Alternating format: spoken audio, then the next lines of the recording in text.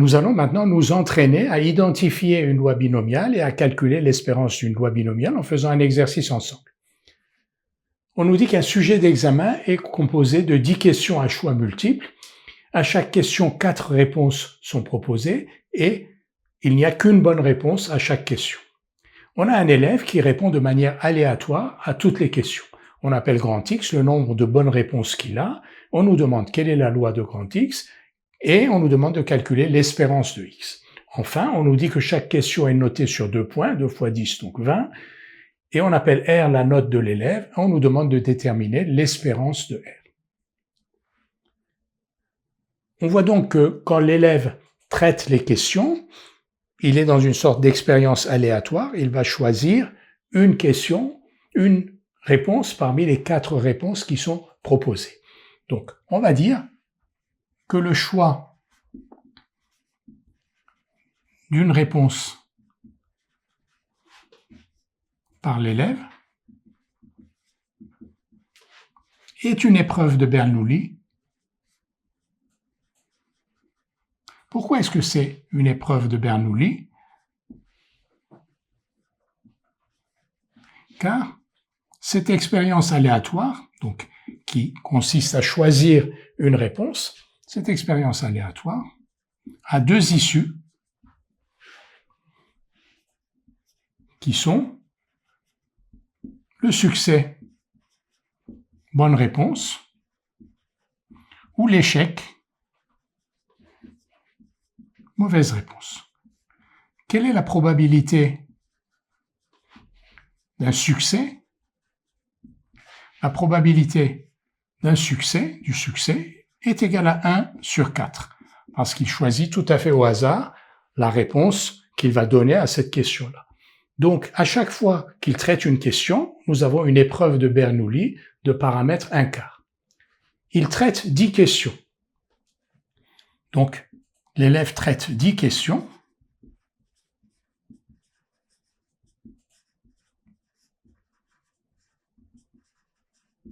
On a donc une succession de 10 épreuves de Bernoulli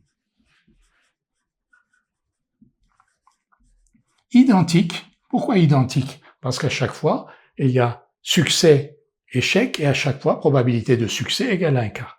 On a donc une succession de 10 épreuves de Bernoulli identiques et indépendantes. Pourquoi indépendantes? Alors, identiques, on l'a vu, parce qu'à chaque fois, on a une probabilité de succès égale à 1/4. Indépendante, pourquoi indépendante? Parce que comme il répond totalement au hasard, le fait qu'il est juste à une question n'apporte rien, ne dit rien sur le résultat de la question d'après. Donc, ce sont bien des épreuves indépendantes. Donc, 10 questions, une succession donc de 10 épreuves de Bernoulli identiques et indépendantes. On appelle donc cela l'expérience aléatoire et donc un schéma de Bernoulli.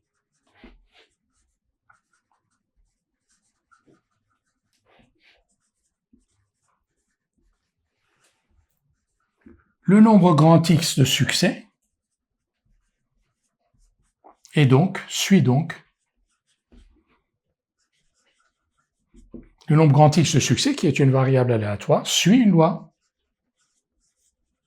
binomiale de paramètres n, le nombre d'épreuves, et p, la probabilité de succès à chaque épreuve, 1/4.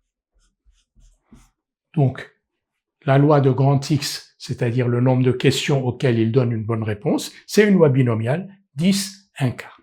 On va maintenant répondre à la question sur l'espérance. Quelle est l'espérance d'une loi binomiale, E de X? C'est NP, donc 10 fois 1/4, 2,5.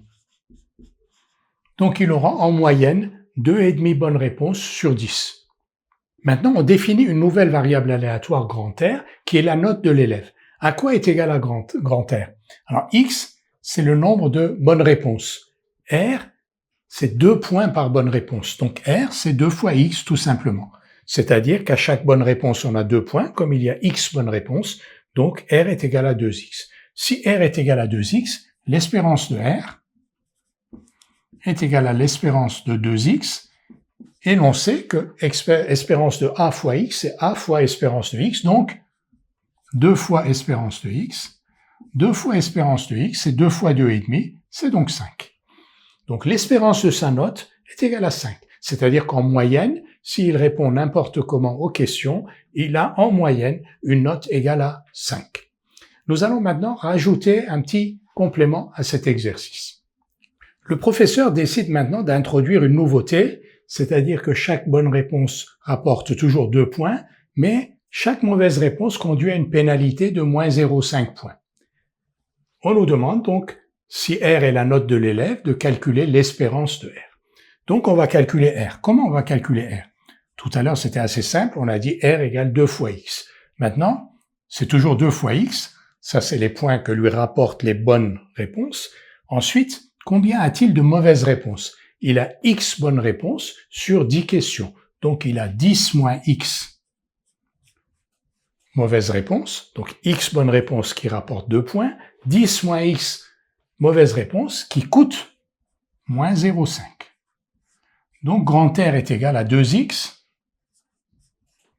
10 fois moins 0,5 moins 5, plus 0,5X. Donc 2,5X moins 5. Quelle est donc l'espérance de R? L'espérance de R, c'est l'espérance de 2,5 fois X moins 5. C'est donc l'espérance de 2,5 fois X moins l'espérance de 5. 5, c'est une constante. Son espérance est égale à elle-même. Ce n'est pas une variable aléatoire, c'est une variable aléatoire si, mais elle est constante. Espérance de 2,5 de x, vous savez ce que c'est. Espérance de a fois x, c'est a fois espérance de x. Donc 2,5 fois espérance de x moins 5. Espérance de x, NP, c'est 2,5.